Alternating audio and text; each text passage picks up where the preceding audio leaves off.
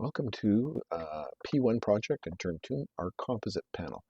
We're going to be building the composite panel using a whole bunch of different pieces of material. You can see here I'm loading my material up above where I'm going to be working. There's some fiberglass, some plain weave, a couple of plain weaves there, something a little different, a little bias ply that we're going to use, and finally a plain weave.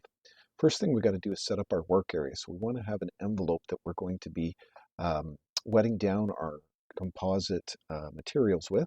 So you can see here I've got a folded piece of 16-inch wide plastic, and I'm taping her down to the countertop so that I've got a good solid surface in order to be able to start my assembly. I'm going to put a piece across the end there. Can't see that, but I've got it there. And we're also going to want a work surface area for assembly of the parts once they're wetted out. So that's what that side piece is that we tape down.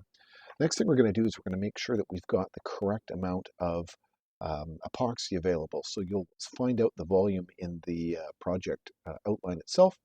We're going to pour some part A and some part B to very exacting standards. We want to make sure we hit our numbers exactly on the number that we need, and we'll calculate that.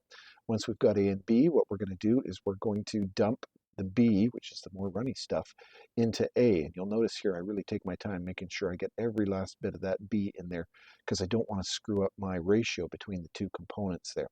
So then the next thing we're going to do is we're going to do a solid 2-minute mix. You can see I'm going pretty quick here.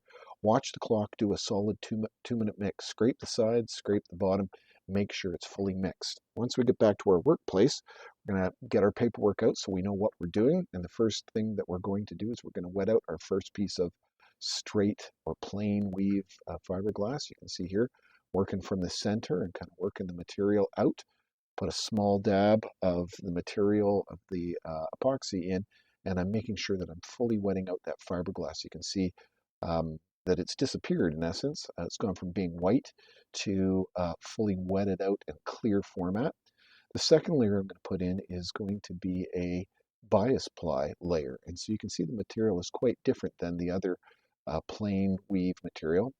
It's a little thicker. It's going to take a little bit longer to fully wet out, but we're going to work with it basically in the same format that we did with the other layers. So that's one layer plain weave, one layer bias weave, and then we're going to put another plain layer in there. And you'll see here we can work that epoxy around.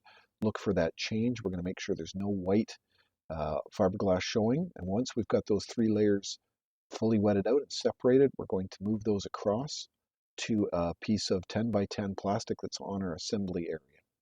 We're then going to continue on. We're going to make 2 more layers of the plain weave. There's my first layer down and wet it out.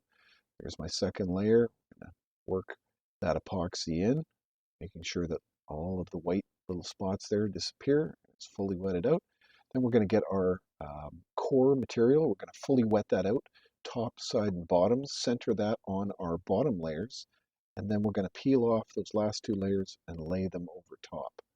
Going to work them into the corners. That material is pretty flexible, so you'll be able to get it to lay flat, even though we've got changes in angles and that. We're going to put a little piece of peel ply on there so we get some experience with peel ply. We're going to put some bleeder material. We're going to cut that bleeder on a 45 right up to the corners, the top corners of that core, so that we can lay those edges down dead flat. Once, got to make sure it's all properly cut right to the corner. Lay those edges down so that we don't end up with any wrinkling or any surface contouring in the top of our piece of material. Put some breather on top of that, move the whole 9 yards onto our flat surface. We're going to stick that inside our Ziploc bag. We're going to cut little corner X's in the center of our vacuum bases, which notice they've got breather that makes sure it makes contact with the main breather on the plate. Then we're going to attach our vacuum. You can see how quickly that sucks in nice and tight. Check it for all of the spots to make sure that there's no leaks. And that's our first unit done.